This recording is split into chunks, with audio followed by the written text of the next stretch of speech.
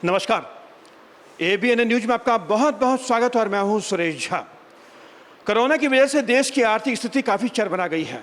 अगर हम बात करें नौकरी पेशा लोगों की तो इस समय बेरोजगारी का आलम यह है कि देश में करीब करोड़ों लोग इस कोरोना की वजह से बेरोजगार हो चुके हैं। काम धंधे चौपट हो चुके हैं। ऐसे में सरकार की जो आर्थिक नीतियाँ वो कहीं ना कहीं इतनी निम्न स्तर पर चली गई है जिसकी वजह से कोरोना के अंदर आम आदमी को बहुत ज़्यादा जिल्लत यानी बहुत ज़्यादा दिक्कतों का सामना करना पड़ा है। आखिर देश में ये आर्थिक स्थिति जो चरमराई है उसको लेकर भविष्य क्या होगा, इसी विषय पर आज हमारे साथ बातचीत करने के लिए मौजूद हैं आर्थिक मामलों के जानकार हैं सीके मिश्रा।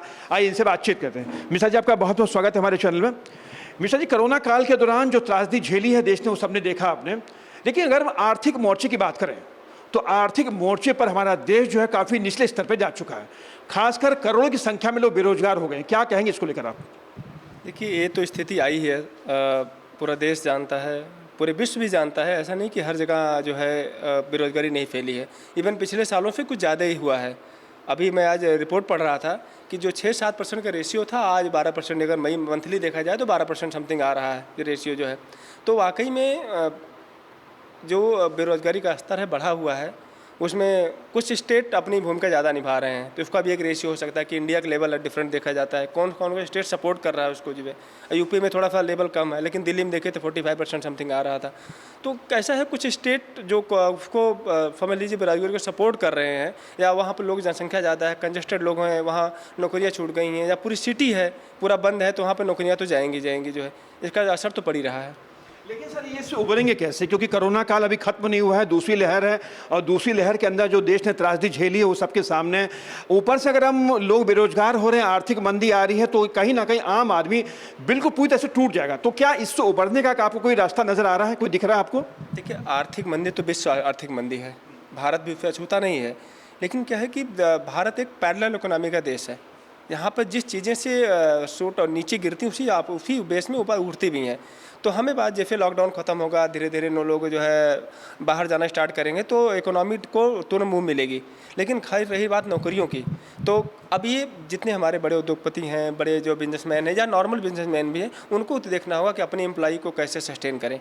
तो उससे उनकी जो है आत्मनिर्भरता बढ़ेगी और नौकरियों का भी चांस बढ़ेगा। जो मिश्रा, जिस तरीके से पेट्रोल डीजल के दाम आसमान छू रहे हैं, मस्टर्ड ऑयल के दाम अगर देखें तो वो भी कहीं आसमान छू रहे हैं बिल्कुल जो है, लेकिन आम आदमी का आप क्या कहेंगे, गुजर बसर करना बहुत ज़्यादा मुश्किल हो गया। तो क्या सरकार की नीतियां गलत हैं या सरकार को नीति में बदलाव लाना पड़ेगा, या क्या कहेंगे सरकार को अपने स्तर पर क्या काम करना पड़ेगा ताकि देश की जो आर्थिक स्थिति थोड़ी संभले, और खासकर जो मध्यम तबके का लोग है जो इसकी मार झेल रहा है उसके लिए बहुत ही कष्टदायक है ये?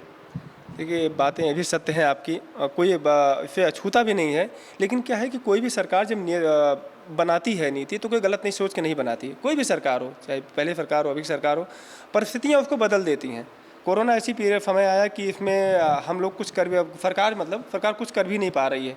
और जो भी जितनी इनकी जो है सिस्टम्स हैं, जितने लोग हैं इनके साथ लगे मिलके काम कर रहे हैं, सरकार अच्छे रिपोर्ट मतलब जो है क्या बोलते हैं उसको, जो है नीति भी ला रही है, प्लान भी दे रही है, और बिजनेस सस्टेन करने के लिए जैसे जीएसटी में कई चीज़ों में देख रहा है कि और रिलैक्सेशन भी दिया हुआ, वहाँ भी कर रही है। लेकिन हाँ, थोड़ा समय तो लगेगा, हमको भी थोड़ा सहन करना पड़े। लेकिन क्या कहेंगे, आप तो खुद आर्थिक मामलों के जानकार हैं, सरकार को किस फ्रंट पे ज़्यादा काम करना पड़ेगा ताकि मध्यम तबके के लोगों का कोरोना अगर खत्म होता है तो कम से उनको खड़े होने का मौका तो मिले। अगर उनकी नौकरियां जाने तो आप समझ सकते हैं कि नौकरियों की वजह से उनका घर चलता, परिवार पलता है, और जब उसके बाद नौकरी नहीं रहेगी तो कहीं ना कहीं देश में जो स्थिति है बहुत ज़्यादा भयावह होगी। तो सरकार को किस दिशा में ज़्यादा काम करना पड़ेगा, करना चाहिए?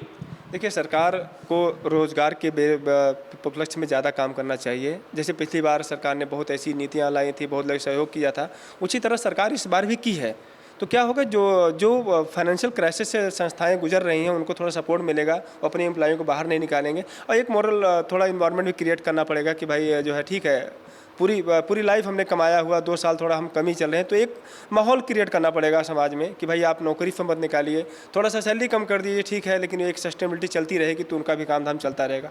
रही बात जब लॉकडाउन ख़त्म होगा, देखो फिर क्या होता, कहीं से जब तक कंजम्पशन नहीं बढ़ेगा, अभी तक हमारे घर की महिलाएं, हम लोग या कोई बाहर नहीं निकल रहा है घर से बाहर, तो जब बाहर निकलेंगे तो बहुत चीज़ें कंज्यूम करेंगे, तो परचेजिंग पावर जब ऑटोमेटिकली लोग, जब वो पैसा मूव होता है मार्केट से तो इकोनॉमी मुँह पर जाती है जो है।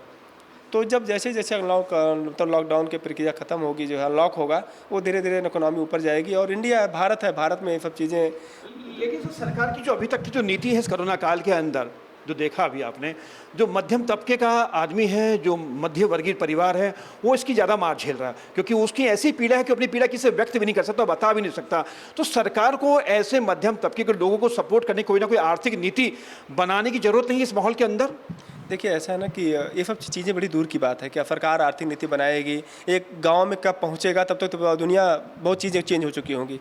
क्या होता है कि सरकार ने जो है कुछ अन्य योजना दोबारा स्टार्ट कर दी है। सुना जो हमने कि भाई लोग दोबारा गेहूं धान चावल पा रहे हैं जो है, तो लोग अपने आप को रजिस्टर्ड कराएं, अपने लोकल एमएलए एमपी या जो भी उनके लोग हैं उनके लोगों से बात करें और उनको उसकी सुविधा लें पहले तो जो है, क्योंकि अभी तो कोई नीति बनेगी टाइम लगेगा, पहुँचते पहुँचते तो बहुत टाइम बीत जाएगा। अभी तो जो खाने के लिए प्रॉब्लम हो रही है सरकार उसके लिए सुविधा कर रही है और काफ़ी एनजीओ भी सामने आ रहे हैं, मैं देख रहा हूँ जो है। तो ये तो चीज़ें बनेगी, आएंगी, टाइम लगेगा, अभी तो लोगों को ही सोचना पड़ेगा। लेकिन सर जो खाने पीने की चीज़ों में जो लगातार इजाफा हो रहा है बहुत ही कष्टदायक है, तो इसको कैसे कंट्रोल में किया जाए? देखिए ना, ये मैंने आप वही बोला, जब कंजम्पशन बढ़ेगा ऑटोमेटिकली चीज़ें कम हो जाती है। अभी क्या हो रहा है, प्रोडक्शन भी कम हो गया, लोग नहीं है, प्रोडक्शन नहीं हो रहा, तो प्रोडक्शन कम होने की वजह से मार्केट में जो उसकी शॉर्टेज हो जाती तो फिर आगे क्योंकि खा तो सारे लोग तेल रहे हैं एक, क्योंकि सरसों की कमी भारत में नहीं है, आलू की कमी भारत में नहीं, क्योंकि अभी हाँ नहीं, प्रोडक्शन भी कमी नहीं, क्योंकि अभी भी बीता है सीजन। अगर रूरल एरिया में देखें तो मार्च अप्रैल में ही इसका सीजन बीता हुआ है। तो ऐसा नहीं कि सरसों बहुत महंगी हो गई या तेल बहुत महंगा हो गया है, ये सब डिमांड सप्लाई का खेल होता है जो है। ये जैसे जैसे डिमांड कंप्लीट होगी अपने आप जो है सही हो जाएगा सभी। चलिए सर, आपका बहुत बहुत धन्यवाद। ये थे कानून के जानकार सीके मिश्रा जो हमारे साथ बातचीत कर रहे थे। मध्यम तबके का जो परिवार है, जो आदमी है, वो इस कोरोना की मार दो तरफा झेल रहा है। एक तो उसे बीमारी ने ग्रसित कर रखा है और दूसरा खासकर जो उसकी आर्थिक हालत है वो बहुत ज़्यादा दयनीय है।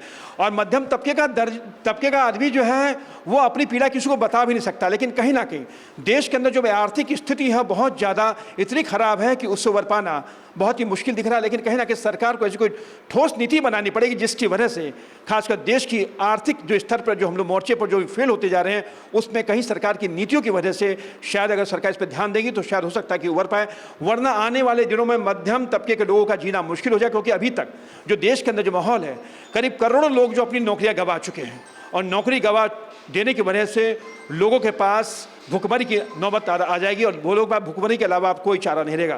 कैमरा पर्सन राहुल के साथ सुरेश झा, ABN न्यूज़, दिल्ली।